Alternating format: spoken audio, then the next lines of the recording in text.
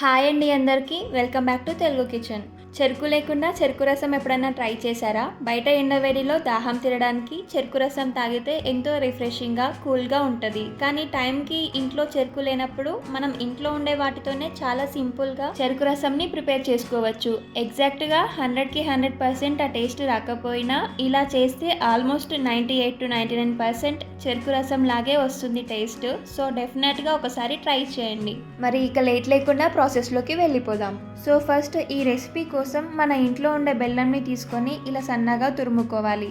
ఇలా కట్ చేసుకున్న బెల్లంలో నుండి ఒక మిక్సర్ జార్లోకి 2 కప్పుల బెల్లంని తీసుకోండి. మీరు కావాలంటే ఈ బెల్లం ప్లేస్లో ఉప్పు బెల్లం అని ఉంటుంది కదా ఎల్లో కలర్లో, అది కూడా తీసుకోవచ్చు. ఆ టేస్ట్ ఇంకా ఈ బెల్లం కంటే కూడా చాలా బాగుంటుంది. సో మన ఇంట్లో ఏ బెల్లం అవైలబుల్గా ఉంటే అది తీసుకోవచ్చు. అలాగే ఇందులోకి ఫ్రెష్గా ఉన్న పుదీనా ఆకులను 1/2 కప్పు వేయండి. పుదీనా ఆకులు ఎక్కువగా అవ్వకుండా చూసుకోవాలి, లేదంటే మళ్ళీ జ్యూస్ మొత్తం కూడా పుదీనా జ్యూస్ లాగా అయిపోతుంది. సో మనం తీసుకునే బెల్లం క్వాంటిటీలో 1/2 వంతు పుదీనా ఆకులని తీసుకోవాలి.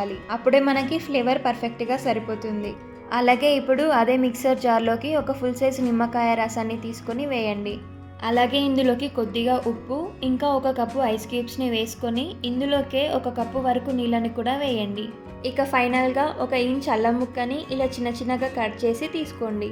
ఇప్పుడు పైనుండి మూత పెట్టేసుకొని ఇదంతా కూడా మంచిగా గ్రైండ్ చేసుకోవాలి. మంచిగా గ్రైండ్ అవ్వాలి అంటే మినిమం మనకి 3 to 4 minutes కంపల్సరీగా పడుతుంది. సో ఈ విధంగా గ్రైండ్ చేసుకున్న తర్వాత ఇప్పుడు ఇదంతా కూడా ఒక మిక్సింగ్ బౌల్లోకి స్ట్రైనర్ యూజ్ చేసుకొని ఇలా వీడియోలో చూపిస్తున్నట్టుగా ఒకసారి వడకట్టండి. అప్పుడే ఇందులో ఉన్న పల్ప్ అంతా కూడా పోతుందన్నమాట. సో ఇలా వడకట్టేసిన తర్వాత స్ట్రైనర్ని పక్కకు తీసేసుకొని ఇప్పుడు ఇదంతా కూడా ఒకసారి మిక్స్ చేయండి.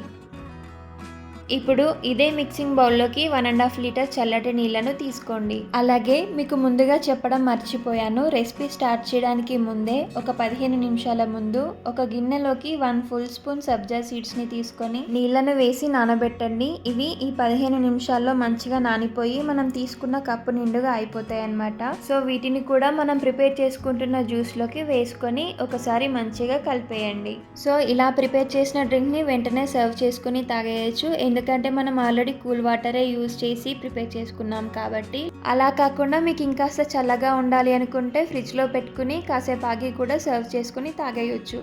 సో ఈ విధంగా డ్రింక్ ప్రిపేర్ చేసి మీ ఇంట్లో వాళ్ళకి ఇచ్చారంటే మీ అంతటా మీరే అది చెరుకు రసం కాదు అని చెప్పేంత వరకు కూడా వాళ్ళు గుర్తుపట్టరు. అంత పర్ఫెక్ట్గా ఉంటుందన్నమాట టేస్ట్. ఇలా సర్వ్ చేసుకున్నాక పైన గార్నిష్గా పుదీనాని వేసుకుంటే చెరుకు లేకుండా చెరుకు రసం పర్ఫెక్ట్గా ప్రిపేర్ అయిపోయినట్టే. రెసిపీ నచ్చితే వీడియోకి లైక్ కొట్టండి. అలాగే మీరు ఒకసారి ట్రై చేసి ఎలా అనిపించింది అనేది నాతో కామెంట్లో చెప్పండి. మరిన్ని సింపుల్ అండ్ హెల్తీ రెసిపీస్ కోసం మన ఛానల్ తెలుగు కిచెన్ని సబ్స్క్రైబ్ చేసుకుని పక్కన ఉన్న బెల్ ఐకాన్ని యాక్టివ్ చేయండి. Thank you for watching.